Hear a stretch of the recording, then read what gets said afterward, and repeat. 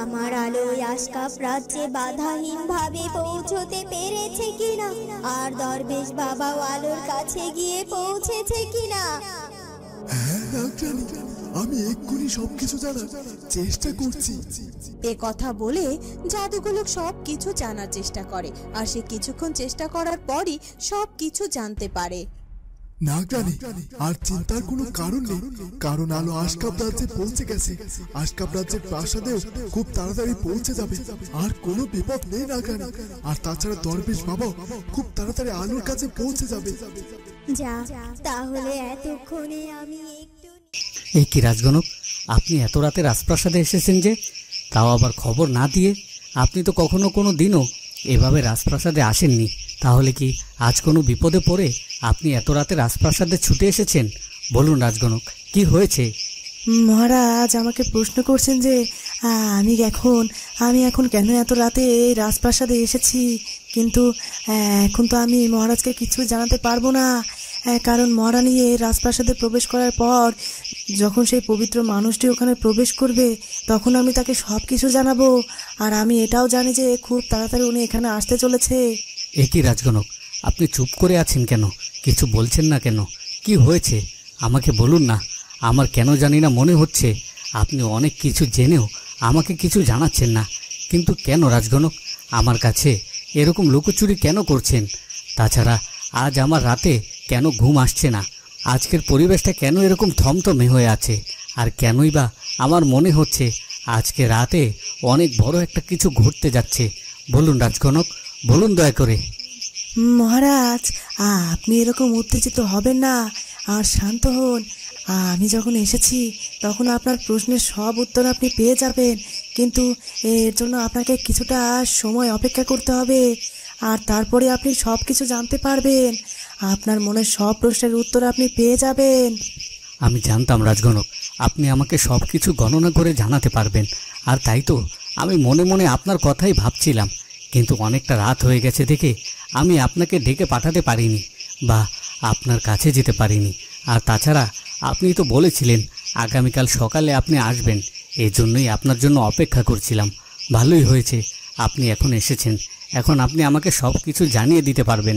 ওদিকে সাপুড়ের সূর্যের বাবা তাদের স্ত্রীর কাছে সব কথা খুলে বলে, তারা এই কদিন কোথায় ছিল, কোথায় বন্দী হয়েছিল, সব কিছু। কি বলছো কি গো তোমরা? ওই কালগোকরা তোমাদেরকে ধরে নিয়ে গিয়েছিল, আর ধরে নিয়ে গিয়ে তোমাদের ওই অন্ধকার জায়গায় আটকে রেখেছিল। তাহলে তো ওরা তোমাদের উপর একদিন ধরে অনেক অত্যাচার করেছে। নিশ্চয় ঠিক মতো খাবারও খেতে দেয়নি। তোমরা অত্যাচারের কথা বলছো, খাবারের কথা বলছো, তোমরা কি জানো ওই অশুভ শক্তিরা আমাদের আঘাত করলেও আমাদের কোনো কষ্ট হতো না, কিন্তু ওরা আলোকে আঘাত করার জন্যে, আমাদের সূর্যকে শেষ করার জন্যে আবার উঠে পড়ে লেগেছে। কি বলছো কি গো? ওরা আবার আমাদের সূর্যকে শেষ করতে চাইছে? মানে ওরা আমাদের সূর্যকে শেষ করে ফেলেছিল তো, কিন্তু সূর্য নিজের ভাগের জোরে আবার প্রাণ ফিরে পেয়েছে। আর তাছাড়া ওরা জানলোই বা কি করে যে আমাদের সূর্য কোথায় আছে? আর তাছাড়া সূর্য কেন এখনো আমাদের মাঝে ফিরে আসছে রে? সূর্যের মা, ওরা অশুভ শক্তি, আর তাই ওরা সব কিছুর খবর রাখে। আমাদের সূর্য এখন আলোর কাছে ঠিকই আছে, কিন্তু ও যে আমাদের কাছে আসার মতো অবস্থা নেই।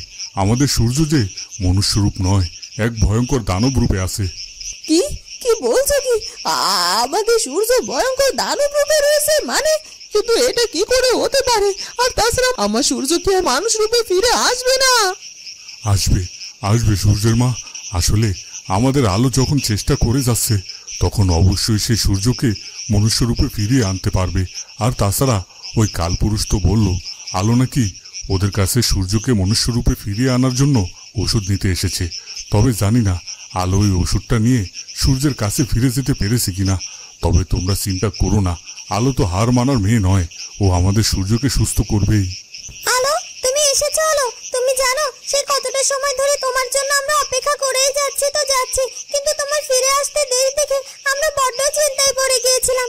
তবে অবশেষে তুমি ফিরে এসেছো, এটাই অনেক। কিন্তু আলো, পথে আবার তোমার কোনো বিপদ হয়নি তো?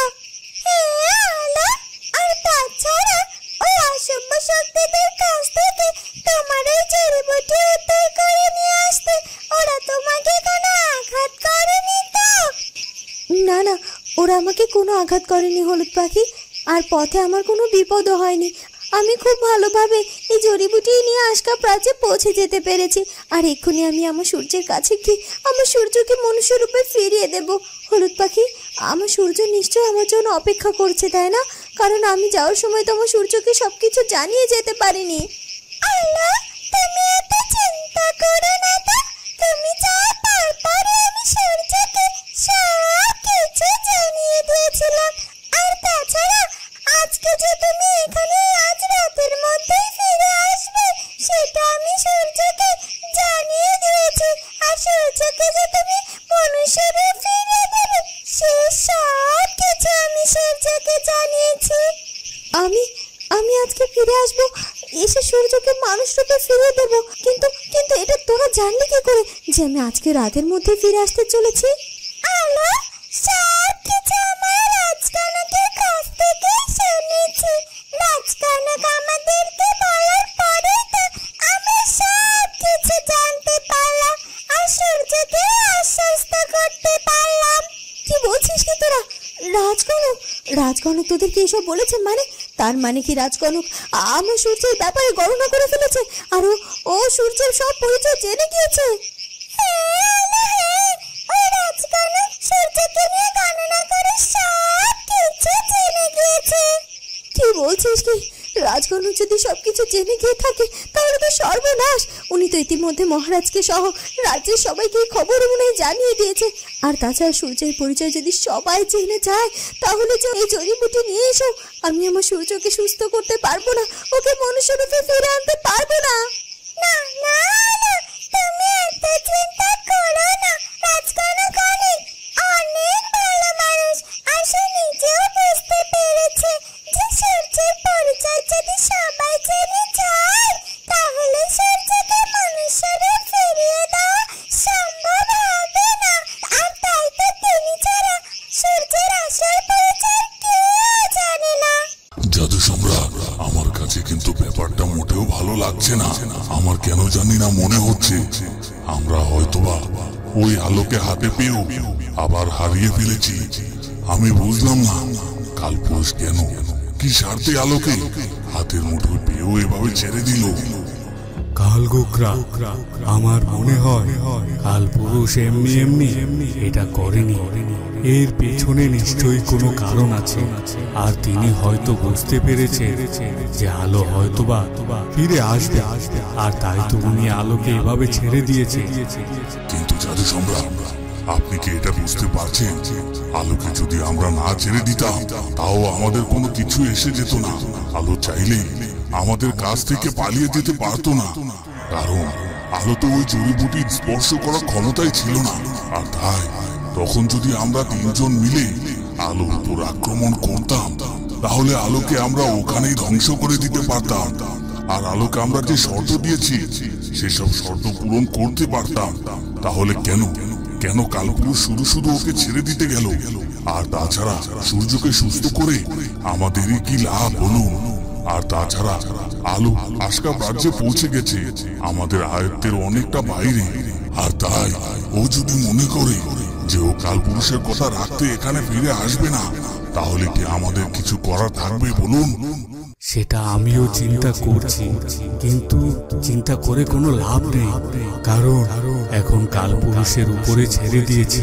আর তাছাড়া কালপুরুষ তো বারবারই বলেছে যে আলো নাকি তার কথা এখানে আবার ফিরে আসতে বাধ্য হবে।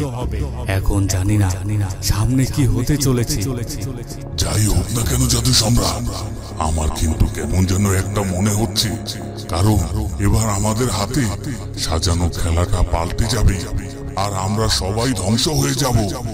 ওদিকে দরবেশ বাবা আশকাপ রাজ্যের রাজপ্রাসাদের সামনে এসে হাজির হয়, আর সেখানে হাজির হতেই দেখতে পায় যে শঙ্খিনী সেখানে দাঁড়িয়ে আছে। এই তো দরবেশ বাবা, আপনি এসেছেন, ভালো হয়েছে। আমি আপনার জন্যই অপেক্ষা করছিলাম।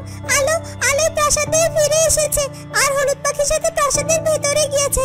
আর আলো আমাকে বলে গেছে আপনার জন্য এখানে অপেক্ষা করতে, আর আপনি এলে যেন আপনাকে সাথে করে রাজপ্রাসাদের ভেতরে নিয়ে যায়। চলুন দরবেশ বাবা, রাজপ্রাসাদের ভেতরে চলুন।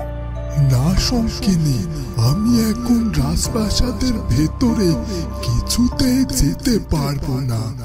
কি বলছেন কি দরবেশ বাবা? আপনি এখন রাজপ্রাসাদের ভেতরে যেতে পারবেন না, কিন্তু কেন?